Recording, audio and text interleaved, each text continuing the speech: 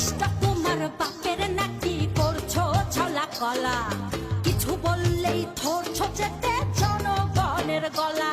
ওর দেশটা তোমার বাপের নাকি করছো ছলা কলা কিছু বললে